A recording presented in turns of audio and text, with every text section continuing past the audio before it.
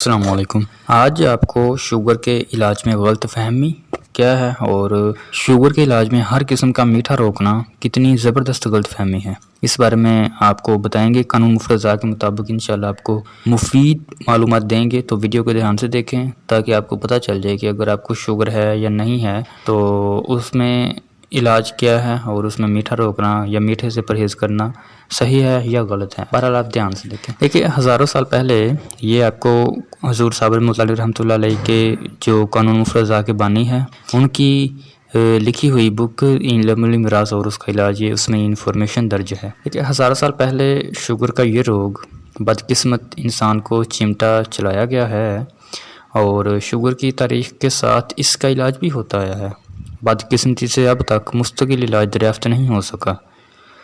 جب بھی کوئی مریض ملتا ہے اس کا یہی مطالبہ ہوتا ہے کہ حکیم صاحب ایسی جادو اثر کوئی ہمیں دوا دے، کوئی ہمیں غذا دیں تاکہ شوگر غائب ہو جائے۔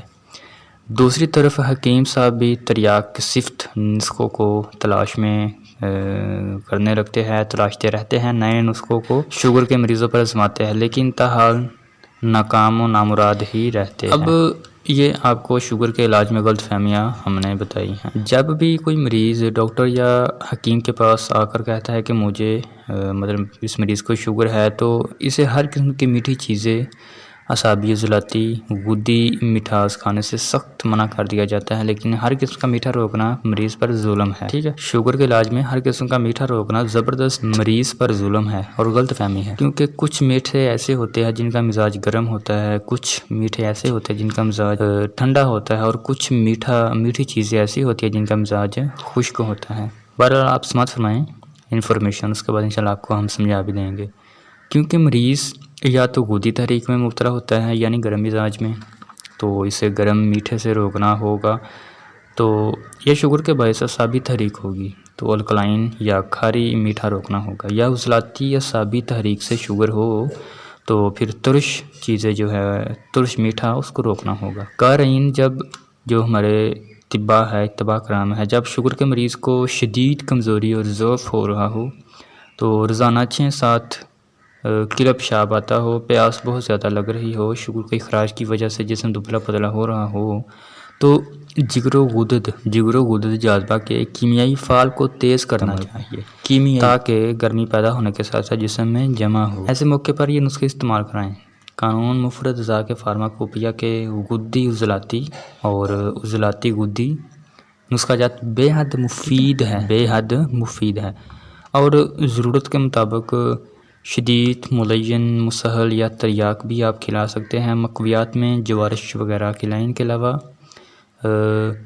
اور بھی نسخے کافی ہے، بہرحال اس بارے میں ویڈیو ہم بنائیں گے انشاءاللہ۔ یہاں پر آپ کو بتانا یہ ہے کہ شوگر کے علاج میں ہر قسم کا میٹھا ہم مریض پر نہیں روک سکتے، کیونکہ جیسے شہد ہے اس کا مزاج گرم ہے اور میٹھا دودھ کا مزاج ٹھنڈا ہے اور دہی کا مزاج خشک ہے، اگر اس میں چینی بھی ڈال لی جائے تو پھر بھی، اس کے علاوہ مالٹا اس کا مزاج بھی خشک ہے، اس لیے ہر قسم کا میٹھا روکا نہیں جا سکتا۔ کچھ میٹھے فائدہ مند ہوں گے اور کچھ نقصان ہوں گے۔ فائدہ مند اس صورت میں ہوں گے جب مزاج مریض کا اگر ٹھنڈا ہے تو اس کو ٹھنڈی مزاج کی ہم نے چیزیں دی ہیں، تو اس صورت میں اس کا ٹھنڈے مزاج کا ہم نے میٹھا بھی اس کو دیا ہے، تو پھر اس کی جو مرض ہے اس میں اضافہ ہوگا۔